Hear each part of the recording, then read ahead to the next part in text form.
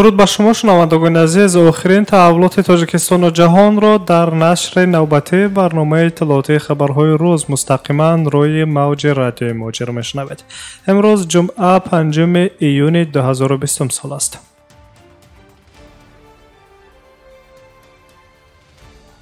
خبرها را از تاجیکستان شروع میکنیم. تا به حالت امروز 5 ایون سال 2020 در جمهوری تاجیکستان شماره نفرانی که از کرونا ویروس روایت یافتند به 4370 نفر رسید. وزارت تندرستی و حفظ اجتماعی اهالی کشور خبر میدهد که در یک روز اخیر 81 حالت نوی سیرایت شوی به قید گرفته شده است که نسبت به روز گذشته 17 حادثه کمتر است. در دوام یک روز اخیر فوت بیماران گرفتار به کرونا ویروس به قید گرفته نشده است و شماره عمومی فوتیدگان به تغییر یعنی 48 نفر باقی میماند. شماره بیماران شفا یافته در یک روز 90 نفر گفته می شود که در مجموع 2491 نفر را در بر میگیرند.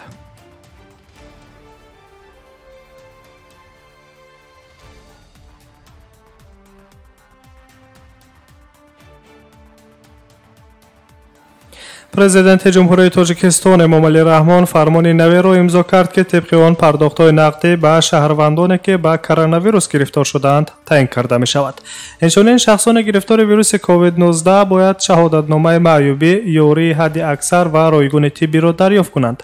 طبق متن فرمان رئیس جمهور به تمام کارمندان طب که به واسطه در تشخیص و طبابت بیماران گرفتار کرونا ویروس اشتراک میکنند مکافات پولی داده می شود.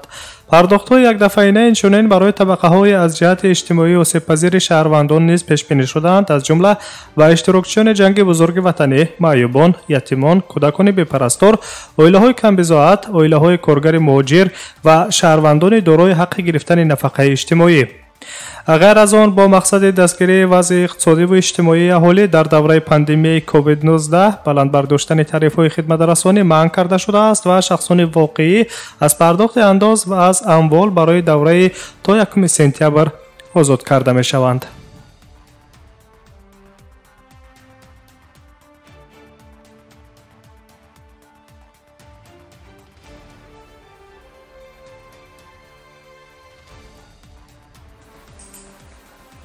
در تاجیکستان طبق قانونگذاری حقوق ویرانکنی مأموری در اساس قاعده‌های حرکت در راه که با قرار حکومت جمهوری تصدیق کرده شده است، به صاحبان نقلیات‌هایی که سر وقت به ماشین یاری تعجیلی با چراغک‌های فروزان راه نمی‌دهند جریمه بندی کرده می‌شوند. در این باره تلویزیون تاجیکستان خبر می‌دهد. در دایره یک سنجش شرطی تحت عنوان یاری تعجیلی، ناظران شعبه بازرسی دولتی اتومبیلی ریاست وزارت کارهای داخلی جمهوری تاجیکستان در شهر دوشنبه 43 حالت‌های راه ندادن رانندگان دیگر واسطه‌های نقلیات و یاری تعجیلی را هنگام شعله‌ور بودن چراغک‌های فروزان به قید گرفتند. همچنین کارمندان مرکز شهرک به خطر سرریاست بازرسی دولتی اتومبیلی وزارت کارهای داخلی جمهوری تاجیکستان هنگام نوبتداری طریق کامراهای مشاهده‌ای در کوچه و خیابان‌ها چنین قاعده ویرانکنی را ثبت کرده ناظران راه را خبردار می‌کنند که ناظران بازرسی دولتی اتومبیلی باشند در نوبت خود رانندگان قاعده ویرانکن را دریافت و در اساس طلبات قاعده‌های حرکت در راه با دسترسی به ماده‌های دخلدار کودکس حقوق ویرانکنی مأموری جمهوری تاجیکستان در نسبتشان سندهای دخلدار ترتیب می‌دهند. در گزارش مذکور قید کرده می شود که هنگام سفرهای فوق‌العاده کارمندان بریگادهای یاری تعجیلی تمام تجهیزات‌های آگاهی از جمله چراغک کبود فروزان و صدای مخصوصی یاری تعجیلی را استفاده می کنند، اما حتی بعضا این به دکتران امکان نمی‌دهد که سر وقت به نزد بیماران رسند. در رابطه با این وزارت کارهای داخلی از تمام ساکنان دوشنبه دعوت می‌کند که به سیگنال‌های یاری تعجیلی با دقت باشند و بر رفت آمد نقلیات یاری تعجیلی مانع نشوند، زیرا این می‌تواند به حیات یک انسان ارزش داشته باشد.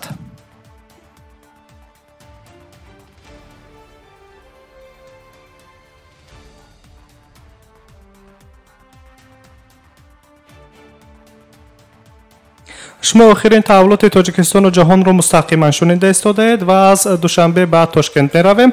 مقامات ازبکستان مسئله پروازهای نوی صادراتی برای از روسیه بازپس گردانیدن شهروندانشان را بررسی دارند. خبر می‌دهد دفتر مطبوعات وزارت کارهای خارجه جمهوری ازبکستان. قبلا سفارت جمهوری تاجیکستان در روسیه خبر داده بود که تقریبا 300 شهروند ازبکستان که میخواهند روسیه را ترک کنند در منطقه سرحدی در حدود ولایت‌های ارنبورگ و سمره در نزدیکی سرحد پوشیده روسیه و قزاقستان باقی ماندند. این زمان کمیسیون مخصوص تشکیل پروازهای علاوگی را برای برگردانیدن هموطنان از منطقه‌های روسیه بررسی کرده ایستاده است. در این باره این قرار درباره این و دیگر قرار من بعد بعدتر معلومات علاوگی خواهیم داد. گفته می شود در اظهارات تلگرام وزارت کارهای خارجه ازبکستان. طبق اطلاع این مسئله تحت نظارت سفارتخانه‌های ازبکستان در مسکو و نورسلطان، کنسولگری‌های گنرالی در شهرهای قزان و اقتاو قرار داشته با مقامات صلاحیت‌دار روسیه و قزاقستان گفت و شنودهای جانب‌ها ادامه دارند. وزارت کارهای خارجه ازبکستان خبر داد که از 25 می علاقه 8 پرواز چارتری از شهرهای گوناگون روسیه برای انتقال شهروندانش را تشکیل کرده است. دفتر مطبوعات وزارت کارهای خارجه ازبکستان بار دیگر از شهروندان کشورش دعوت کرد که به گذرگاه‌های سرحدی روسیه و قزاقستان نبرایند و در جاهای بود و باش خود بمانند و تمام چاره‌های کرانتینی را قطعاً رعایت نمایند.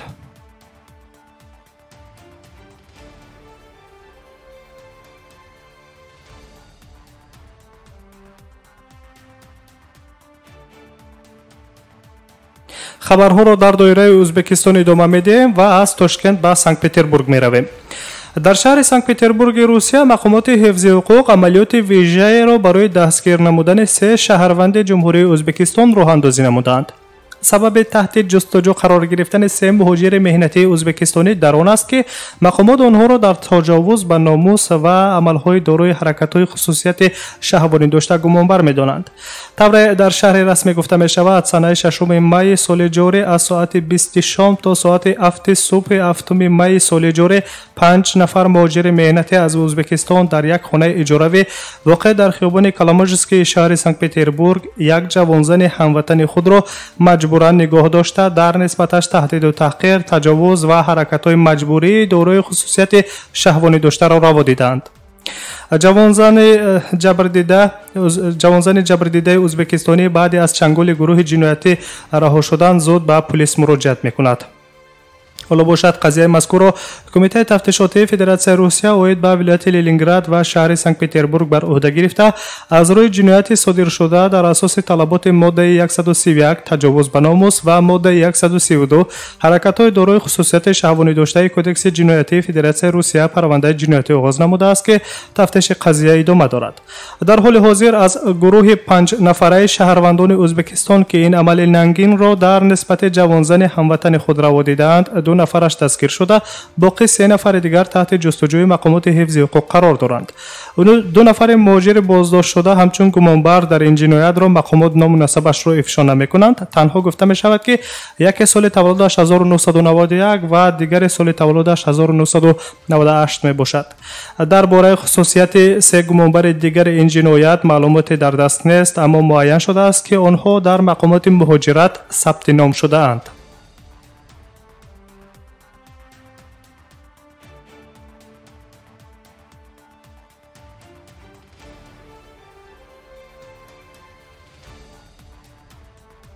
و در آخر از شهر سنت پتربورگ به قسمت اروپا می رویم. اتحادیه اروپا می تواند تحریم های نو را بر روسیه برای عمل های هکری احتمالی که در حمله به بوندستاند در سال 2015 شرکت داشتند جاری کند.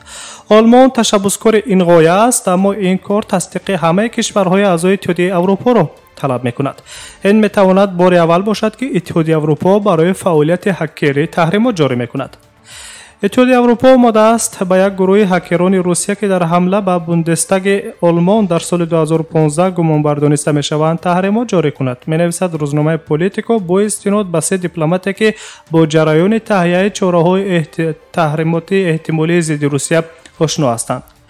طبق اطلاع منبع مشورت‌های داخلدار دیپلمات‌های اروپایی علاقه 3 ایون در بریسل برگزار شدند. سخن درباره تطبیق چاره‌های نوی واکنش به حمله‌های هکری بر ضد کشورهای عضو اتحادیه اروپا می‌رود. حجت 4 شعبه‌ای مهم می از جانب شورای اتحادیه اروپا پیشنهاد کرده شد.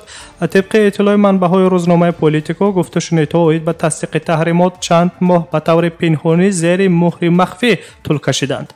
کشورهای اتحادیه اروپا نمیتوانند موقع مشترک را در این زمینه به دست دارند، اما وضع دقیقاً پس از آن که صدر اعظم آلمان خانم انگلا مرکل ضد روسیه عیب را اعلان داشت به کلی تغییر یافت. حجتی که شورای اتحادیه اروپا قبول کرده است جاری کردن تحریمات شدید را به شخصان علاهیده و سازمانهایی که در حمله‌های کبیری دست دارند و چنین عملهای آنها به اتحادیه اروپا تاثیر نظررسی منفی می‌گذارند تطبیق تحریمات را تصدیق می‌کند. در بین چاره‌های تحریماتی منع ورود به اتحادیه اروپا و قطع دارایی‌های شخصان واقعی و حقوق، همچنین منع شهروندان یا شرکت‌های اتحادیه اروپا برای مبلغ‌گذاری فعالیت چنین سازمان‌ها و شخصان علاهیده را در بر می‌گیرد. در این باره رامبلر خبر می‌دهد.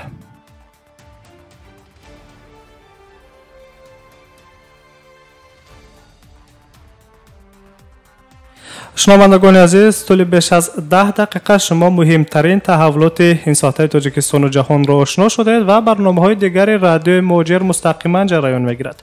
ما را همراهی کنید. به شما استراحت با فراغت را تمنا می‌سازم.